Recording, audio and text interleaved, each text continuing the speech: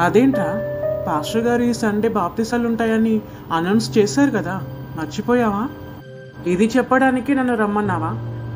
ఇంకా ఇంపార్టెంట్ విషయం ఏదైనా చెప్తావేమో అని అనుకున్నాను.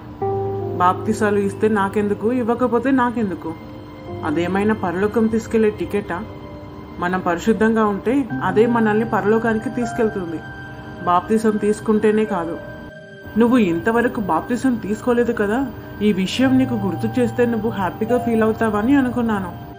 నువ్వనుకుంటే సరిపోతుందా? నాకు అలా ఏం లేదు. బాప్తిసం తీసుకున్నంత మాత్రాన పరలోకానికి వెళ్ళరు. నీతిగా పరిశుద్ధంగా ఉంటే వెళ్తారు. నేను అలా ఉండటానికి ప్రయత్నిస్తున్నాను. కానీ యేసుక్రీస్తు కూడా బాప్తిసం తీసుకున్నాడు. ఎందుకు? మన అందరికీ ఒక మాదిరి చూపించడానికి.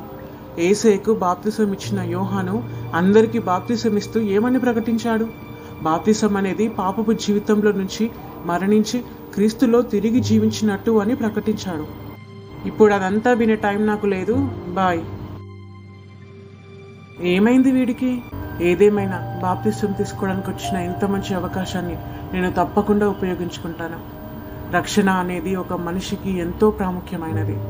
పాపం చేయకుండా జీవిస్తే అది చాలు. బాప్తిసం వల్ల ఏం ఉపయోగం ఉంది?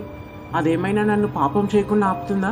మన పాపములను మనం ఒప్పుకొనిన ఎడల ఆయన నమ్మదగిన వాడును నీతిమంతుడును గనుక ఆయన మన పాపములను క్షమించి సమస్త దుర్నీతి నుండి మనలను పవిత్రులుగా చేయును అని 1 యోహాను 1:9 ఉంది.